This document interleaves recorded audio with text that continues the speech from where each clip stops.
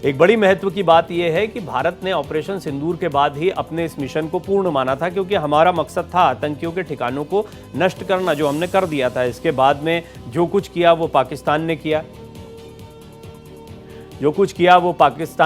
किया, और प्रधानमंत्री मोदी ने आज अपने भाषण में किस व्यवस्थित तरीके से इस पूरी बात को रखा है वो सुनिए फिर से। मैं आज विश्व समुदाय को भी कहूंगा, हमारी घोषित नीति रही है, अगर पाकिस्तान से बात होगी तो टेररिज्म पर ही होगी। अगर पाकिस्तान से बात होगी तो पाक ऑक्युपाइड कश्मीर पीओके उस पर ही होगी।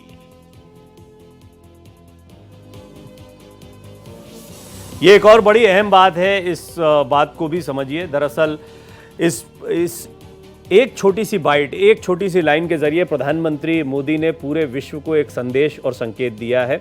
वो ये इशारा कर रहे हैं कि अभी आपके जहन में बहुत से सवाल आ रहे होंगे कि बड़ा डिप्लोमेटिक कदम है, चाहे वो सिंधु जल समझौते को सस्पेंड करना हो या अन्य कूटनीतिक फैसले हो। प्रधानमंत्री मोदी ने एक लाइन में कह दिया, पाकिस्तान से बात होगी तो सिर्फ आतंकवाद पर होगी और कोई बात नहीं, सबसे पहले इस पर बात होगी। और पाकिस्तान जब तक आतंकी इंफ्रास्ट्रक्चर को पूरी तरह से अपने यहां से खत्म नहीं करता, आगे कोई और बात नहीं होगी। इस बात से एक इशारा प्रधानमंत्री मोदी ने दे दिया। जो आप सोच रहे होंगे कि क्या कार्रवाई खत्म हो गई, भारत की कार्रवाई पाकिस्तान पर इस दबाव के साथ आकर यहां पर स्थगित हुई है कि अब आगे पाकिस्तान को खुद मूव करते हुए अपने यहां से आतंकवाद का खात्मा करना है, वरना बड़े और गंभीर परिणामों को भुगतने के लिए उसे तैयार रहना होगा। मेरी सहयोगी महिमा आपको और ज्यादा जानकारी देंगी। महिमा, यदि आप मुझे सुन पा रही हैं तो प्रधानमंत्री मोदी ने अपना एक संक्षिप्त भाषण रखा, लेकिन कई सारे बिंदु, कई सारे सवाल जो लोगों के जहन में आ रहे थे वो एड्रेस कर दिए गए हैं। और इसमें सबसे महत्वपूर्ण बात जो अभी अंत में हमने बताई कि पाकिस्तान से अब अगर कोई बात होगी, अंतर्राष्ट्रीय समुदाय को यह बता देना चाहता हूं, पूरी दुनिया को उन्होंने संबोधित करते हुए बात कही है कि अगर अब पाकिस्तान से बात होगी तो इसका मतलब है कि आगे अब कई कूटनीतिक कदम हैं, कई कड़े कदम हैं जो पाकिस्तान के खिलाफ लिए जाएंगे भारत की तरफ से। प्रवीण, देखिए, लगातार जिस तरीके से हम ये बात अपने दर्शकों को बताते आ रहे थे, जो आज प्रधानमंत्री नरेंद्र मोदी ने अपने संबोधन में कही, तीन बड़ी महत्वपूर्ण बात यहाँ पे मैं अपने दर्शकों को बताना चाहूंगी जो प्रधानमंत्री नरेंद्र मोदी ने कही। एक, क्योंकि प्रधानमंत्री सटीक तरीके से पाकिस्तान को बता के गए हैं कि न्यूक्लियर की धमकी नहीं चलेगी। उन्होंने साफ तौर से कहा, हमने देखा था कि किस तरीके से शहबाज शरीफ ने न्यूक्लियर की कमेटी की मीटिंग बुलाई थी, तो प्रधानमंत्री नरेंद्र मोदी ने आज कह दिया कि अगर आप आतंकवाद को पाल रहे हैं तो न्यूक्लियर की धमकी नहीं चलेगी भारत के साथ। दूसरी बात, अगर बात होगी पाकिस्तान के साथ तो सिर्फ और सिर्फ पाकिस्तान ऑक्युपाइड कश्मीर और टेररिज्म पे होगी। हमने भले ही ऑपरेशन सिंदूर को अभी स्थगित कर दिया है, लेकिन इसका मतलब यह नहीं है कि हमने उसे बिल्कुल ही खत्म कर दिया है। अगर किसी भी तरीके का आतंकवादी हमला पाकिस्तान भारत पर करता है तो उसी तरीके का मुंहतोड़ जवाब जो है पाकिस्तान को मिलेगा। यह स्पष्ट शब्दों में प्रधानमंत्री नरेंद्र मोदी ने कह दिया।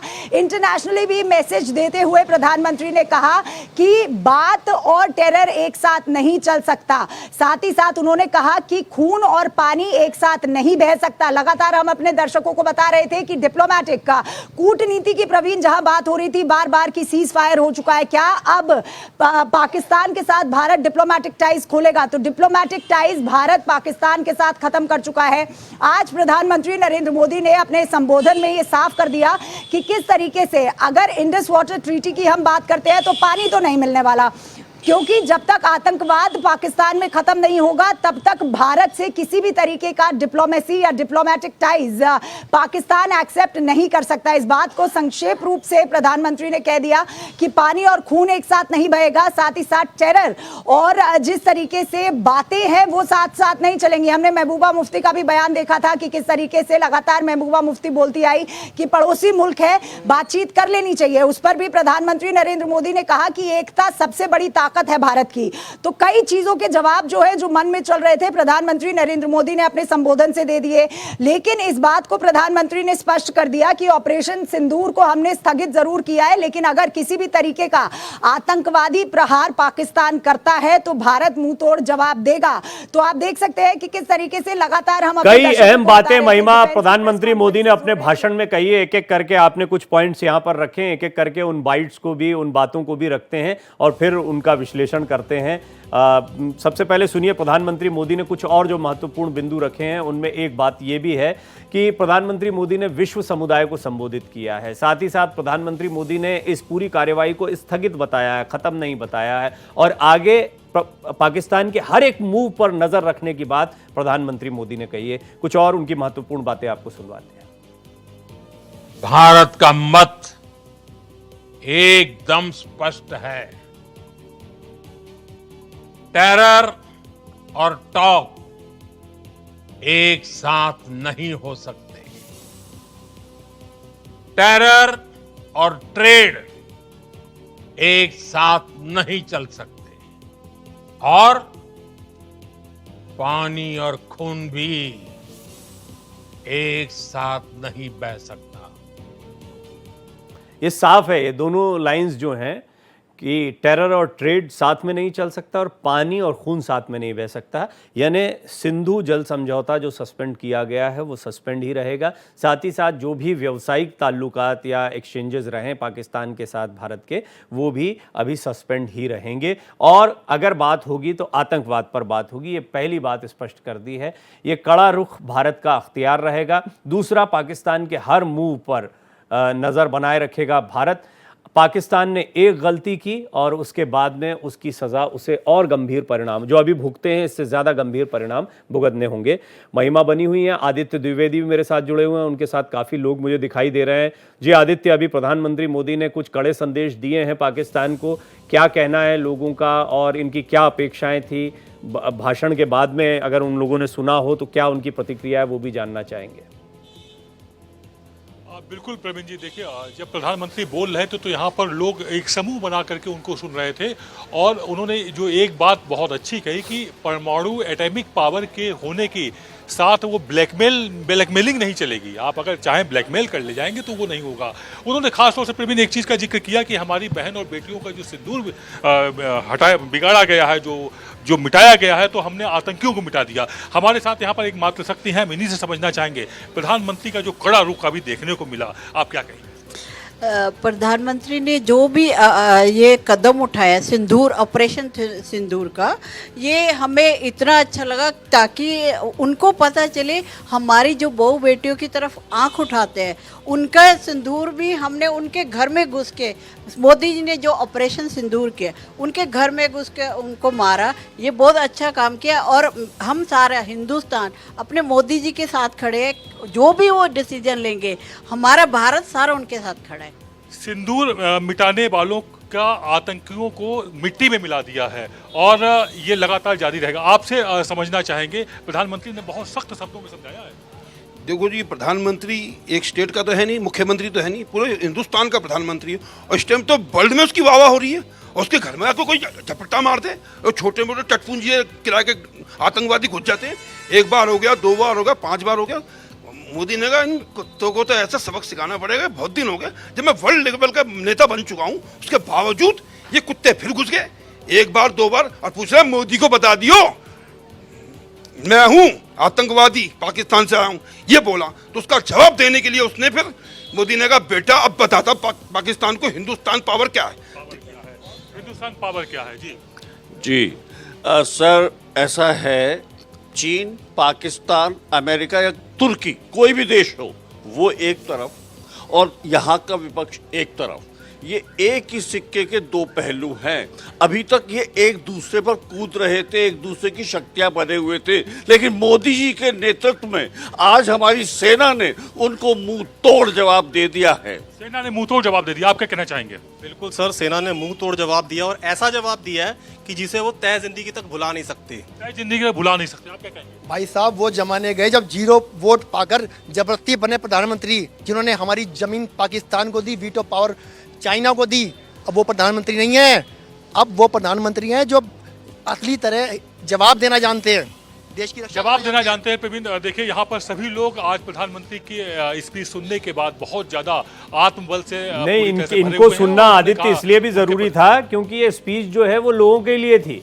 तो क्या इम्पैक्ट गया, किस तरह, देखिए कई पहले से भी हम जानते हैं कि प्रधानमंत्री मोदी के साथ में पूरा देश, यहाँ तक कि आप देखिए भाषण में उन्होंने जिक्र किया है कि विपक्ष की सभी पार्टियां साथ में खड़ी हुई थी, विपक्ष ने हर बार अपना समर्थन दिया है। और ये एक बहुत ही मजबूत लोकतंत्र की निशानी है कि जब बात सुरक्षा की हो, बात जब देश की सीमाओं की रक्षा की हो, तो पूरा देश एकजुट होता है, राजनीति से ऊपर होता है। कुछ लोग नहीं हो पाते इससे ऊपर, वो एक समस्या का विषय रहता है, चाहे सोशल मीडिया हो चाहे अन्य जगह हो। लेकिन कुल मिलाकर प्रधानमंत्री मोदी के इस भाषण को अगर डिकोड करें तो इशारों इशारों में उन्होंने कई बड़ी बातें कही हैं, जिसमें सबसे अहम है कि ट्रेड और टेररिज्म साथ में नहीं चल सकता, खून और पानी साथ में नहीं बह सकता, यानी सिंधु जल समझौता जो है वो सस्पेंड रहेगा।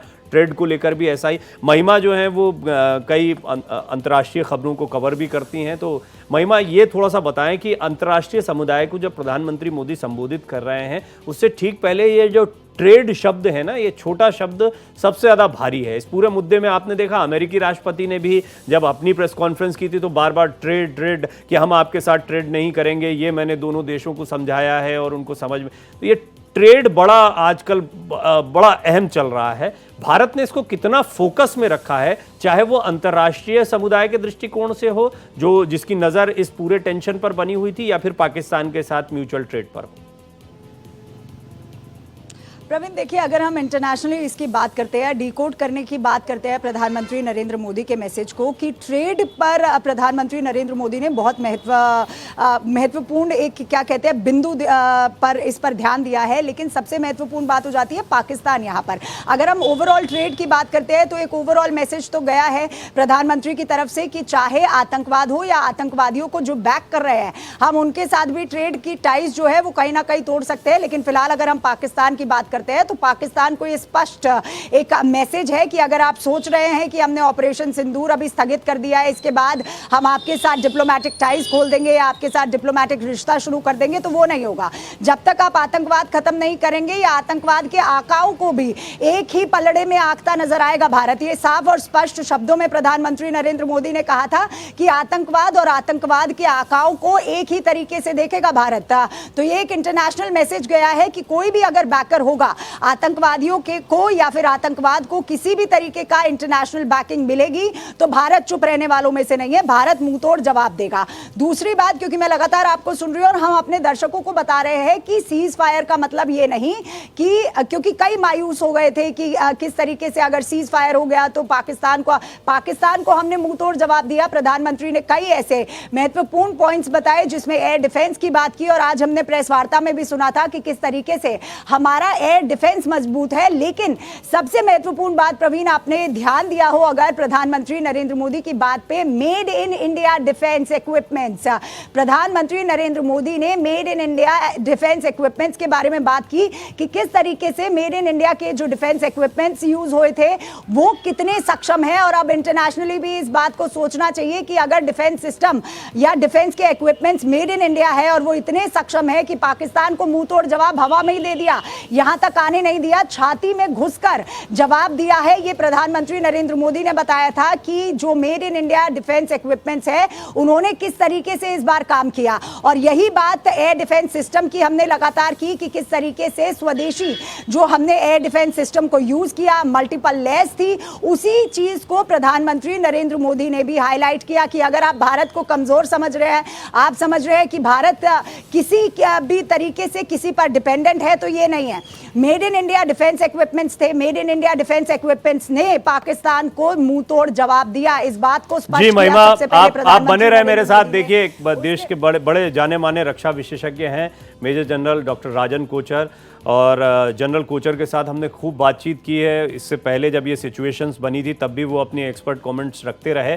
जनरल कोचर, अब जो एक सीज फायर के बाद की कंडीशंस उसके बाद में डीजीएमओ की प्रेस कॉन्फ्रेंस, यानी सेना की तरफ से बात को स्पष्ट तौर पर, फिर प्रधानमंत्री का सामने आकर एक लब्बो लुबाब यानी पूरी बात को विस्तृत तरीके से रख देना और कह देना कि ट्रेड और टेरर एक साथ नहीं चलेगा, खून और पानी एक साथ नहीं बहेगा। अंतर्राष्ट्रीय समुदाय को भी ये बता देना चाहते हैं कि पाकिस्तान के से बात अगर होगी तो सिर्फ आतंक पर होगी। कैसे हम इसको समझें और क्या बड़ा मैसेज है जो प्रधानमंत्री मोदी ने सामान्य लोगों से बात करते हुए एक सामान्य भाषा में रखा, लेकिन इसमें कड़े अर्थ छिपे हुए हैं। धन्यवाद, आपने मुझे अपने चैनल में बुलाया। ये बहुत ज़रूरी है आपने जो अभी बोला है, क्योंकि प्राइम मिनिस्टर का जो एड्रेस है ये हमारे देश की सोच है। और सबसे पहले मैं अपने फौजियों को और जो हमारे नेशनल सिक्योरिटी के लोग हैं जो इसमें पूरा इन्वॉल्व थे, मैं उनको बधाई देता हूं कि हमारी देश की सुरक्षा के लिए इतना मजबूत हमारी फौज खड़ी रही है।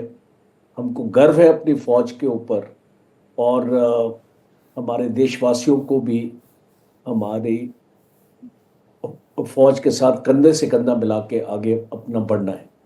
अब ये जो आतंकवाद है ये एक हमारे सब कॉन्टिनेंट में एक बीमारी है, एक सोच है जो हम ये देख रहे हैं पाकिस्तान से, जिस तरीके से पाकिस्तान इसको पनपने दे रहा है और भारत के ऊपर इसका असर पड़ रहा है। ये जो मैं इसको बोलता हूं ये अभी शुरुआत है।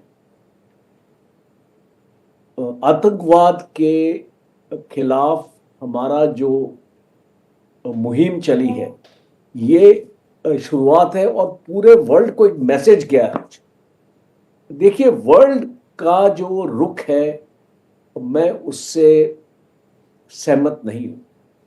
जिस तरीके से पाकिस्तान को रिझाया जा रहा है, मैं ये एक्चुअली वर्ड इस्तेमाल करना चाहता हूं, रिझाया जा रहा है। जिस तरीके से प्रेसिडेंट ट्रंप बोल रहे हैं कि हम पाकिस्तान के साथ भी ट्रेड करेंगे और इंडिया के साथ भी करेंगे, मैं इस सोच से नहीं सहमत हूं।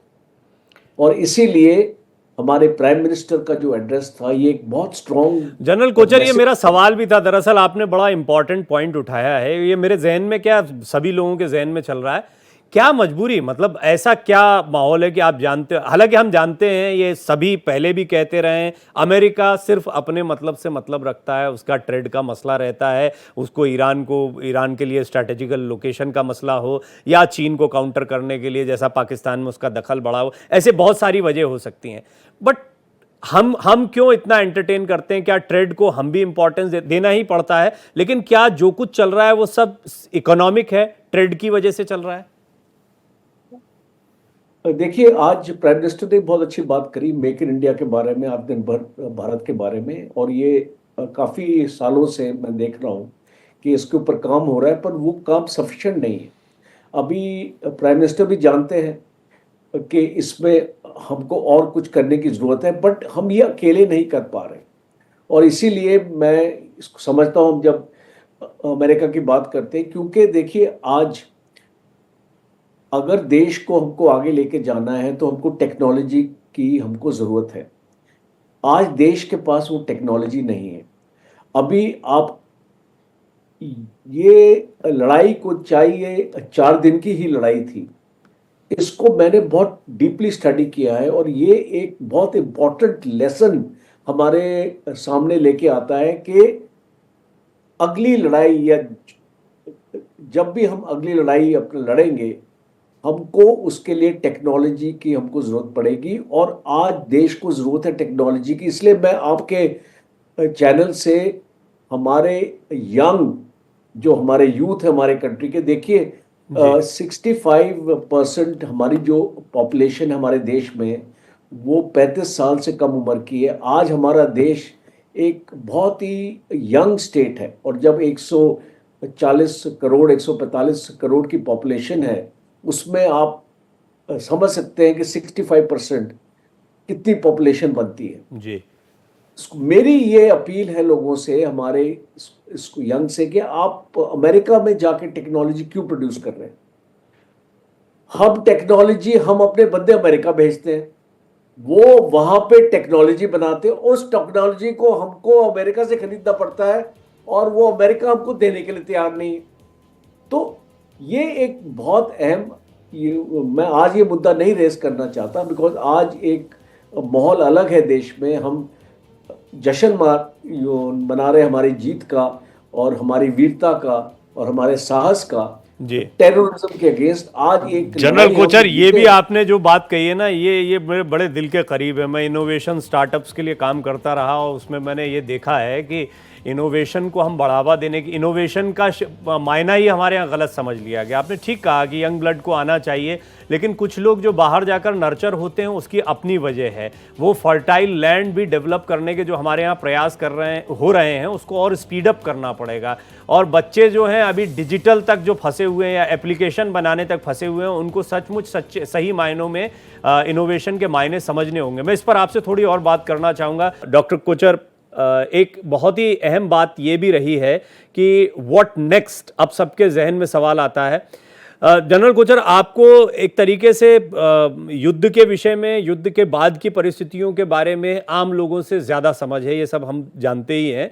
लेकिन जब ऐसे हालात बनते हैं और भारत का ये स्टैंड होता है, अंतर्राष्ट्रीय समुदाय का स्टैंड हमें पता है, तो आज हम वर्तमान में किन हालात में खड़े हैं? क्योंकि अब बार्गेनिंग का मौका हमारा भी होगा। मान लीजिए हमने किसी की बात मान ली है, तो अब 4 बातें हमारी भी तो मनवानी होंगी।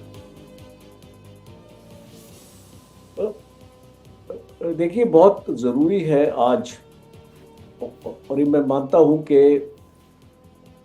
अगर देश को अपने आप को सुरक्षित रखना है, विकसित भारत तभी हो सकता है जब सुरक्षित भारत हो।